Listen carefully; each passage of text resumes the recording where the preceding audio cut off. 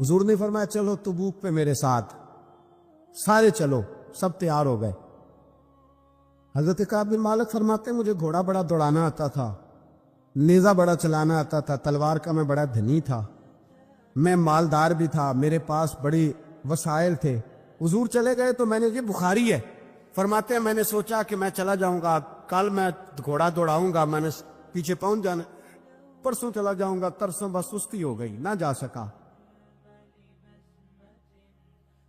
فرماتے ہیں وقت بیت گیا، حضور چلے گئے، آج جاتا ہوں کل چاہتا ہوں، اسی میں حالات سارے گزر گئے، حتیٰ کہ اللہ کے رسول واپس آ گئے۔ فرماتے کچھ بوڑھے تھے جو نہ جا سکے، اور کچھ منافق تھے جو حضور کے ساتھ جہاد پہ نہ جا سکے۔ آپ فرماتے میں جوان بھی تھا، تیر انداز بھی تھا، اور دنیا عرب سارا جانتا تھا کہ مالدار بھی ہے، اللہ تعالیٰ کی دی ہوئی بڑی نعمتیں تھیں، میں نہ گیا، اور ہو غلطی گئی، سستی گئی۔ فرماتے حضور مدینے میں آئے، جب مسجد نبی میں بیٹھے تو منافق آ کے بہانے کرنے لگے، کوئی کہنے لگا بچی بڑی بیمار تھی، کوئی کہنے لگا حضور کل ہی صحیح ہوا ہوں۔ فرماتے مجھے بھی پتا تھا، اور پتا مصطفیٰ کو بھی تھا جھوٹ بول رہے، حضور کو پتا تھا، پر وہ بہانے کرتے، حضور قبول کرتے، میں چلو جاؤ۔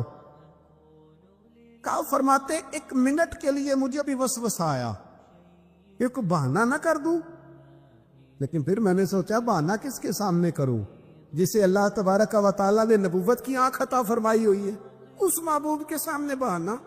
اس خیال آیا مسلمان نیک و بد پہچان جاتے ہیں، محمد آدمی کے دل کی باتیں جان جاتے، کدھر بہانہ کروں، حضور کو تو سارا پتا ہے۔ فرماتے میں گیا، حضور نے پوچھا کیوں نہیں آئے، اور پوچھا بھی مسکرا کے، کیوں نہیں آیا، مسکرا کے پوچھا۔ فرماتے ہیں میں نے سچ سچ بولا، میں نے کہا یا رسول اللہ سستی ہو گئی، حضور غلطی ہو گئی، جو بہانے لگا رہے تھے ان کو آزادی مل گئی، اور مکتب عشق کا دستور نرالا دیکھا، اس کو چھٹی نہ ملی جس نے سبق یاد کیا۔ فرماتے ہیں ان کو چھٹی مل گئی، میں نے کہا حضور غلطی ہو گئی، تو نبی پاک نے فرمایا اس سے کوئی بندہ کلام نہ کرے، خبردار میرے ساتھ بھی گفتگو نہ کرنا۔ حضرت کعب بن مالک فرماتے ہیں میرا چچا زاد بھائی، خالہ زاد بھائی سارے رہتے تھے، میں کسی کو سلام لیتا تو کوئی جواب بھی نہیں دیتا تھا۔ فرماتے ہیں میں مسجد میں نماز پڑھنے آتا، پر صحابہ کرام کو حضور نے منع کر دیا تو مدینے کی گلیاں بھی ناآشنا ہو گئی۔ فرماتے ہیں مجھے یوں لگتا تھا کہ مدینے کے در و دیوار بھی مجھ سے کلام نہیں کرتے، میں وہاں دعا منگیا کرو سنگیو کتے مرشد نہ رس جاوے، اے جنہاں دے پیر رس جاندے او جیوندے ہی مرے رہندے۔ کہا اس طرح لگا کہ جیسے اولاد بگڑ جائے سارے میرے حق میں۔ آپ فرماتے میں مسجد میں آ کے بیٹھتا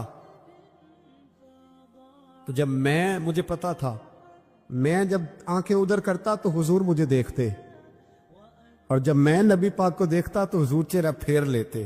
بول پڑے خواجہ غلام فرید صاحب، کہنے لگے میں ویکھاں تے میرا یار نہ ویکھے، جی میں نام ویکھاں تو ویکھے، ایڈے نصیب کتھوں تتڑی دے، او میرے وچ ویکھن دے ویکھے، غلام فریدا او بوے یار دے مریے، پاویں ویکھے یا نہ ویکھے۔ اور فرماتے میں سید عالم صلی اللہ علیہ وسلم کو دیکھتا تو حضور رخ انور پھیر لیتے۔ حضرت کعب بن مالک رضی اللہ تعالیٰ عنہ فرماتے کہ حضور کا حکم آیا کہ بیوی کو علیحدہ کر دو، بار پہلے کوئی نہیں بات کرتا، اب کہا بیوی کو علیحدہ کر دو، تو میں نے کہا حضور طلاق دے دوں، فرمایا نہیں میکے بھیج دو، طلاق نہیں دینی۔ فرماتے ہیں بال بچہ بھی چلا گیا، نہ گھر میں کوئی نہ باہر کوئی، تنے تنہا۔ آپ فرماتے ہیں زمانہ جانتا تھا، عرب کے صوبوں میں بات پھیل گئی کہ کعب بن مالک جیسا سردار، مالدار، گھوڑ سوار، تیر انداز، نیزہ باز، اتنا بڑا سیانہ سنجیدہ آدمی جدا کر دیا نبی پاک نے۔ فرماتے ہیں غسان کے عیسائی بادشاہ نے مجھے خط لکھا۔ حضرت کعب فرماتے ہیں بڑی آزمائش تھی، پر یہ مصیبت سب سے بڑی تھی۔ غسان کے عیسائی بادشاہ نے خط لکھا، اس کا آدمی مجھے ڈھونڈتا پھرتا مدینے میں، میں ملا تو خط اس نے مجھے دیا۔ خط میں یہ نہیں لکھا تھا کہ کافر ہو جاؤ معاذ اللہ، یہ نہیں لکھا تھا عیسائی ہو جاؤ۔ اس نے خط میں لکھا کہ کعب ہم نے سنا ہے تمہارے نبی نے تمہیں چھوڑ دیا، ناراض ہو گئے، تم تو اس قابل تھے کہ صوبے کے گورنر بنائے جاتے،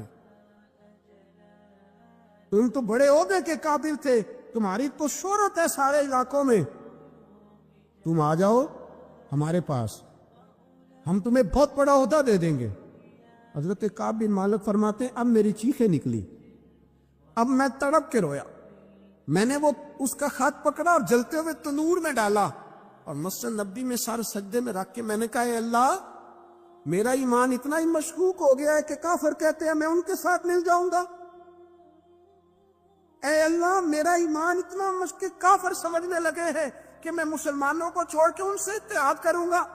यहां लोग कहते हैं हमने प्रेशर के लिए उनको साथ मिलाया, हमने प्रेशर के लिए काफिर से समझौता करोगे, अपने भाई पर जुल्म करने के लिए बेईमानों के साथ दोस्ती करोगे। हज़रत काब बिन मालिक फरमाते, मैंने तंदूर में डाला, मैं तड़प के रोया। मैंने कहा, अल्लाह, मेरा इतना इम्तिहान ना ले कि काफिर सोचने लगे कि मैं उससे समझौता करूंगा। ऐ अल्लाह, मेहरबानी फरमा, इतना इम्तिहान ना ले। रोते रोते घर गया, सहरी तक रोता रहा। एक आदमी दौड़ा आया, कहने लगा, काब जल्दी चल, हजरत जिब्रील आ गए हैं, अल्लाह ने तेरी तौबा कबूल फरमा ली है, रसूल पाक ने तुझे याद फरमाया है, चल आ जा। हजरत काब बिन मालिक फरमाते, मैं कदमों में गिरा और मैंने कहा, महबूबा, मेरा सारा ही माल ले ले, हुजूर मेरी सारी सलाहियतें ले ले, रख ले सारा कुछ, मुझे वो माल नहीं चाहिए जो आपके दरवाजे से दूर कर दे।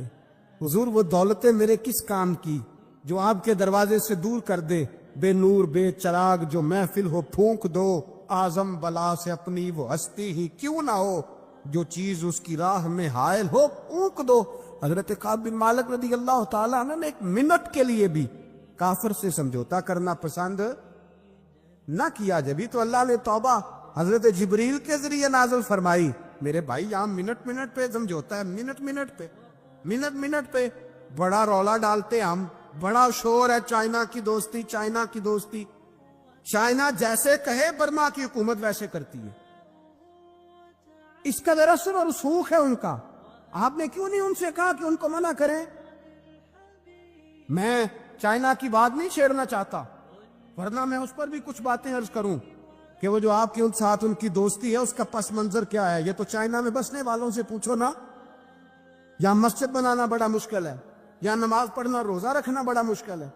काहे की दोस्ती, किस तरह की दोस्ती? कुरान मजीद ने बयान कर दिया, काफिर तुमसे राजी नहीं हो सकता हत्ता तत्तबिया मिल्लतहुम, जब तक तुम उनके दीन की पैरवी न करो।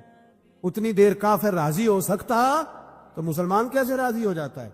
भाई, मेरे मुस्तफा करीम सैयद आलम सल्लल्लाहु अलैहि वसल्लम की उम्मत के जो अज्जाए तरकीबी जो बिनाए उम्मत कुरान ने बयान फरमाए, उनमें पहला ये है कि अशिद्दाउ अलल कुफार, मुसलमान काफिर पर सख्त होता है। और दूसरे नंबर पे फरमाया रुहमाओ बैनहुम, आपस में रहम दिल। आपस में इकबाल ने इस आयत की तफसीर की तो दो मिसरों के अंदर शेर में मजमून ही परो के रख दिया। कहने लगे, हो हल्का यारां तो बरेशम की तरह नरम। किस तरह?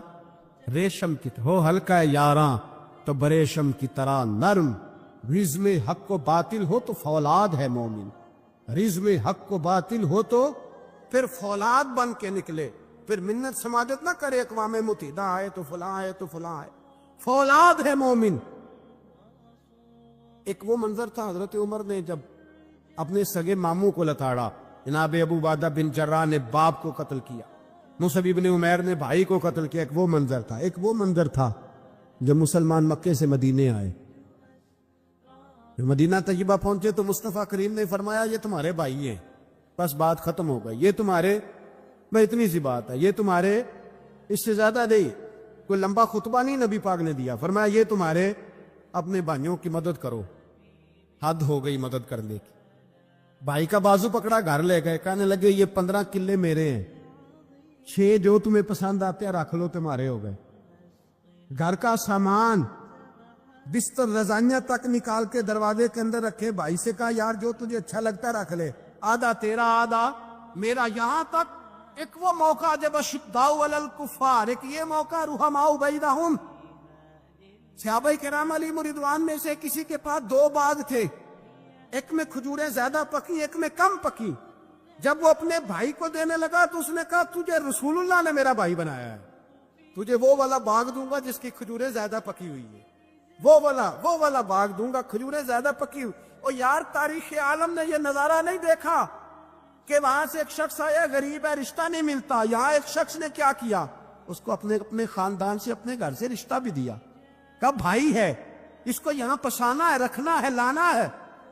کوئی تہذیب کا ٹکراؤ نہیں ہوا، کوئی ان لوگوں کے آپس میں جھگڑے نہیں ہوئے، کوئی نہیں کہا کہ یہ مہاجر ہے، یہ انصار ہے، کوئی کسی جگہ نہیں کہا تمہارا کھانا پینا رہنا سہنا الگ ہے، کوئی کسی جگہ بحث نہیں ہوئی، آدھا بانٹ کے دیا۔ اور پھر بھائی چارے کا حال یہ تھا کہ تبوک کے بعد جب بڑا مال آیا نا مسلمانوں کے پاس، ڈھیر لگ گئے، بحرین سے مال آیا تو ڈھیروں لگ گئے، تو رسول پاک صلی اللہ علیہ وسلم نے انصار مدینہ کو بلایا، مدینے والوں کو، فرمایا تم نے بڑا احسار کیا تھا اپنے بھائیوں پر، تم نے اپنی آدھی جائیدادیں دے دی تھی، تم نے رحماء بینہم کا پورا مظاہرہ عملاً کر کے دکھایا تھا، اب مال آ گیا ہے، دو آپشن میں تمہیں دیتا ہوں، دو قسم کی ترجیحات، ایک چیز قبول کر لو۔ کہ یا رسول اللہ صلی اللہ علیہ وسلم حکم فرمائیے۔ فرمایا یہاں تو جو مال تم نے اپنے مہاجر بھائیوں کو دیا ہے وہ واپس لے لو، وہ تم واپس لے لو، اور یہ جو مال آیا یہ میں ان میں بانٹ دیتا ہوں، یا اس طرح کرو کہ میں یہ مال تمہارے درمیان آپس میں آدھا بانٹ دیتا ہوں، یا تمہیں کچھ فیصد زیادہ دے دیتے ہیں، انہیں کم دے دیتے۔ بات ہو رہی تھی، انصار چپ تھے، حضور نے فرمایا بولتے کیوں نہیں؟ پتہ محبوب کو بھی ہے کہ یہ بولیں گے تو مجھے بھی ٹھنڈ پڑے گی اور قیامت تک ساری امت کو سکون ملے گا۔ فرمایا بولو، تو انصار مدینہ بولے تو رو کے بولے، کہا محبوبہ ہم نے مال کیا کرنا ہے، ہمارے پاس رسول پاک جو موجود ہے، یا رسول اللہ ہم نے کیا کرنا ہے مال کا؟ حضور جو اب آیا یہ بھی سارا انہیں دے دیں، جو ہم نے دیا تھا انہیں وہ بھی ان کے پاس رہنے دیں، اور یا رسول اللہ جو بعد میں آئے وہ بھی انہیں دے دیں۔ ہماری شرط یہ ہے کہ ہمارے درمیان اللہ کے رسول موجود رہنے چاہیے، محبوب ہمارے درمیان رہے، مال و دولت کی ہمیں ضرورت ہے، یہ رحماء بینہم آپس میں بانٹ کے ہر چیز اپنے بھائیوں کو دے دی۔